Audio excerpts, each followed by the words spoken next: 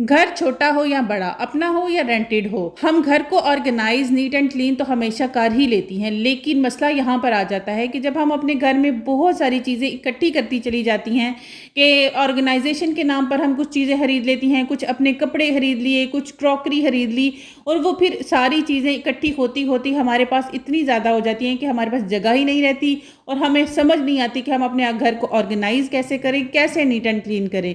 आज के व्लॉग में मैं आपके साथ कुछ ऐसी ही ऑर्गेनाइजेशनल और डीक्लटरिंग की हैबिट्स शेयर करूंगी जिनको टाइम टू टाइम अपनाने से हम अपने घर को हमेशा साफ सुथरा, नीट, क्लीन एंड ऑर्गेनाइज रख सकते हैं। तो चलिए जी, वीडियो को शुरू करते हैं। अस्सलाम वालेकुम, क्या हाल चाल है और कैसे हैं सब? उम्मीद करती हूँ सब खैरियत से होंगे। अल्लाह का शुक्र है, मैं भी ठीक ठाक हूँ। नो डाउट हमें हर चीज़ संभाल के रखने का बहुत ही ज़्यादा शौक है, चाहे ये पॉली बैग ही क्यों ना हो।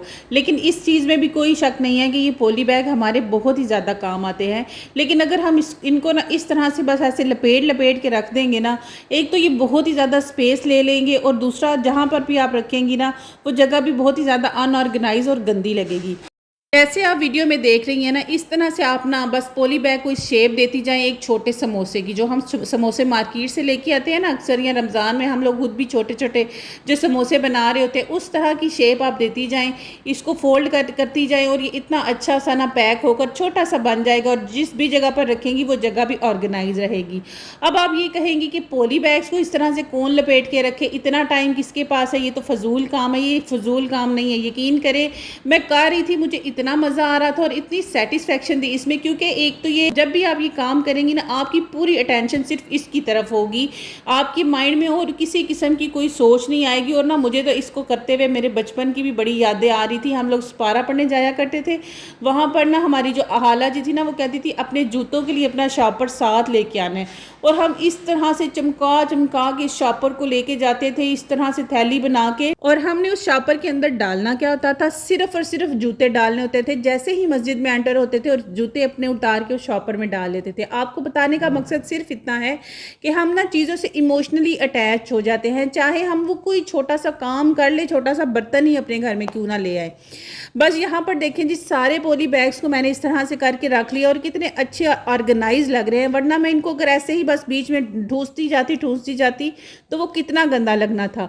हम ना अक्सर अपने घर को ऑर्गेनाइज करने के लिए छोटे छोटे से ऑर्गेनाइजर्स खरीद लेती हैं, और सम टाइम उन ऑर्गेनाइजर्स की हमें कतई ज़रूरत नहीं होती। बस क्या है जी कि हमें वो देख के अच्छे लगते हैं, हमें लगता है कि हम इसमें ये चीज़ रखेंगे, जबकि वो चीज़ के काम आते ही नहीं। इसी तरह मैंने भी ना ये ऑर्गेनाइज़र और दूसरा ऑर्गेनाइज़र जो अभी आपको मैं वीडियो में आगे जाके दिखाऊंगी, बस मैंने ऐसे ही मुझे अच्छे लगे और मैंने खरीद लिए कि चलो ये मेरे काम आएंगी। इसको तो मैंने लिया था कि मैं अपनी कटलरी इसमें डालूंगी, जबकि मेरी कटलरी इतनी ज़्यादा है ही नहीं कि मैं इसमें डालूं, और दूसरा मेरे किचन में जगह भी नहीं थी। मुझे समझ ही नहीं आई इसको मैं कहाँ पर रखूं। अब ये मैं कभी इधर उठा के रखती थी और कभी इधर। खैर अब तो मैंने इसको बच्चों का पेंसिल होल्डर या कोई इस तरह का बना दिया कि इनकी जितनी भी पेंसिल इधर उधर पड़ी होती है ना, वो सारी की सारी मैं इसमें अब रखा करूँगी। और ये टोकरी तो मैंने अपने किचन में यूँ कह लें कि मैंने ना इसको एक वो डस्टबिन ला के रख दिया है अपने किचन में, कि जो चीज़ मुझे नज़र आती है ना मैं बस उठाती हूँ इसमें फेंकती चली जाती हूँ, उठाती हूँ इसमें फेंकती चली जाती हूँ। देखिए कितना सारा सामान है जो मैंने ऐसे फजूल में इसमें रखा हुआ है। लेकिन कुछ चीज़ें ऐसी भी हैं जो हमारी ज़रूरत की होती हैं वाकई, लेकिन इस तरह की चीज़ों में फेंक देने के बाद ना वो ज़रूरत की चीज़ें भी हमें समझ नहीं आती और ना ही वो हमें नज़र आती है, और हम क्या करती है कि नई खरीद के ले आती हैं। इसमें क्या चीज़ है जो मैंने नहीं रखी हुई? मैंने तो अपने जेवरात तक सब इसमें ही रखे हुए हैं। यानी कि ये चीज़ों को ना हम बस देखते नहीं हैं, रखते चले जाते हैं, रखते चले जाते हैं। और ये नेल कटर जब ढूंढने निकलो ना तो मिलते ही नहीं है जब भी किसी ने नेल काटने होते हैं। और ये देखें, ये इस टोकरी में जितना भी सामान है, और अभी वीडियो में जितना भी मैं सामान डीक्लटर करूँगी ना इसी टोकरी में डालूंगी, और आप देखिएगा कि एंड तक ये टोकरी फुल भर जाएगी। छोटे छोटे कॉर्नर्स अभी मैं अपने घर के सिर्फ डीक्लटर कर रही हूँ। और ये जो डीक्लटरिंग की सीरीज़ है ना बड़ी लंबी चलने वाली है। इसमें तो अभी किचन भी आना है और उसके बाद कपड़े भी सारे आएंगे, सारी चीज़ों को हम डीक्लटर करेंगे। अब इसको ऑर्गेनाइज़र में यकीन करें मुझे कोई समझ नहीं आई कि इसमें मैं क्या रखूँ, तो मैंने इसको बस ना इसके अंदर एक टिश्यू पेपर रख के ना इसको ओवन के ऊपर रख दिए। दोबारा से इसमें मैं चीज़ें फिल करती जाऊँगी। आप देखिएगा कुछ महीने बाद सारी चीज़ें वैसे ही इसके अंदर होती चली जाएंगी। कुछ चीज़ें ऐसी भी होती हैं जो हमारी काम की होती हैं लेकिन हमें नज़र नहीं आती। अब ना इन डब्बों के अंदर ये जो स्पून्स पड़ी हुई है ना बहुत ही ज़्यादा छोटी थी, और मैं सोच रही थी कि मैं ना इस तरह की 100 रुपीज़ शॉप पर जाऊँ और ये जो स्पून्स इसमें से निकाल निकाल रही हूँ ना, इस तरह की ना बड़ी स्पून लेके आऊँ और वो मैं इसमें डालूँ, जबकि चीज़ मेरे घर पे पड़ी हुई थी और बस मेरा क्या था कि मेरे माइंड में नहीं आ रहा था कि ये चीज़ को मैं इस तरह से यूज़ कर सकती हूँ। अब ये छोटी स्पून मेरे किसी काम की नहीं है, इसलिए मैंने तो भाई सोच लिया है कि फ़ौरन जो चीज़ मेरी ज़रूरत की नहीं हुआ करेगी ना, फ़ौरन उसको उठा के फेंक देना है। अब बच्चे जो है ना, अब आप सबको पता है कि बच्चों के स्कूल लग जाने वाले हैं और बच्चों की डिमांडें स्टार्ट हो जानी है, हमारे पास पेंसिल नहीं है, इरेजर्स नहीं है, हमारे पास ये चीज़ नहीं है, ये चीज़ नहीं है। आप यकीन करें, इस डी क्लटरिंग में मैंने मेरे बच्चों की इतनी ढेर सारी पेंसिल्स, पेन, पॉइंटर, इरेजर्स, हर चीज़ इतनी ज़्यादा इकट्ठी की कि मैंने कहा अब ये ना तुम लोगों के 6 माह के लिए काफ़ी है। यानी कि बच्चे चीज़ों को इधर उधर फेंक देते हैं और हम भी उठाती हैं, कभी इस कोने में सजा दी चीज़, कभी इस कोने में सजा दी, तो फिर बच्चे क्या करते हैं कि चीज़ें नहीं खरीदते। इस तरह से हमारा जो पैसा है वो भी ज़ाया होता है और घर के अंदर इतनी चीज़ें जो हैं वो भरी हुई रहती हैं। अब नेल कटर्स को ना, अब यहाँ पर देखें, एक नेल कटर पुराना काफ़ी टाइम से मिल नहीं रहा था, उसकी अल्टरनेट पे एक नया ला के उसको यूज़ कर रहे हैं और अब जैसे ही टोकरी को खाली किया, नया नेल कटर भी मिल गया है। बस हम ना चीज़ों को टाइम टू टाइम देखती नहीं है, इसलिए कोशिश किया करें हर महीने बाद अपने घर को ना थोड़ा थोड़ा सा ही सही लेकिन डी क्लटर ज़रूर करें। एक कोना पकड़ ले, उसको डी क्लटर करें। जो चीज़ें आप समझती हैं कि आपको ज़रूरत की नहीं है, ख़त्म हो चुकी हैं, जैसे ये बॉडी स्प्रे था, ये भी ख़त्म हो चुका हुआ था, लेकिन नया ला के रख लिए, पुराना हम फेंक ही नहीं रहे कि चलो जी इसके ऊपर पड़ा हुआ है, चलो कुछ दिनों बाद फेंक देंगे। लेकिन जो चीज़ आप समझती हैं ना खाली हो चुकी है, बस उसको उठाएं और फेंक दें अपने घर के अंदर से। इसी तरह हमारा घर जो है ना हमेशा ऑर्गेनाइज रहेगा। जब भी आप अपने घर को ऑर्गेनाइज कर रही हो ना, तो हमेशा सबसे पहले डी क्लटरिंग किया करें और फिर घर को ऑर्गेनाइज किया करें।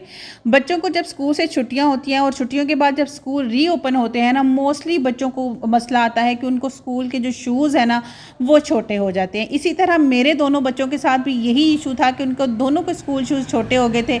अब नए स्कूल शूज़ तो परचेज़ कर लिए, लेकिन यहाँ पर जो ढेर लगा हुआ था जिसको मैंने उतार के अभी नीचे फेंका है, वो मेरे बिल्कुल काम का नहीं है। लेकिन कोई ऐसे लोग ज़रूर होंगे जिनके ये काम की होंगी, तो इसलिए स्कूल्स लगने से पहले या अभी ये टाइम है कि आप अपने बच्चों के जो पुराने जूते हैं वो किसी ना किसी को डोनेट कर दें ताकि किसी की इससे हेल्प हो जाए।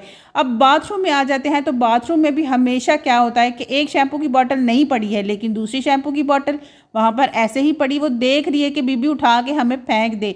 अब यहाँ पर टूथपेस्ट की आ जाते हैं, यहाँ पर देखें जी मैंने एक नहीं बल्कि दो टूथपेस्ट रखे हुए हैं, अपनी टोकरी को खूब भरा हुआ है। बहुत ही ज़्यादा मेरा खानदान है और इतने ज़्यादा लोग हैं मेरे घर में, जबकि हम सिर्फ 3 लोग हैं। 3 टूथब्रशेस और 1 टूथपेस्ट होनी चाहिए, लेकिन यहाँ पर मैंने ढेर लगाया हुआ है। इसी तरह सोप है, तो सोप का भी यही हाल है कि सोप को भी मैंने एक नया तो लगा लिया, लेकिन जो पुराना है उसको मैंने रखा हुआ सजा के। लेकिन इस पुराने सोप को ना आपने फेंकना नहीं है, इसको आपने संभाल के रखना है। जब भी आपने कपड़े धोने हैं, इस सोप को आपने उसमें डाल देना है। यकीन करें ये बड़ा अच्छा काम करता है हमारे कपड़ों के ना दाग उतारने के लिए। और देखें टोकरी कैसे भर गई है। तो जी बस आज के व्लॉग के इतना ही। उम्मीद करती हूँ आपको थोड़ा सा इंटरेस्टिंग लगा होगा। अगर लगा है तो प्लीज़ मेरे चैनल को लाइक, शेयर और सब्सक्राइब ज़रूर कीजिएगा। दुआओं में याद रखिएगा, मैं भी आपको दुआओं में याद रखूँगी। अल्लाह हाफिज़।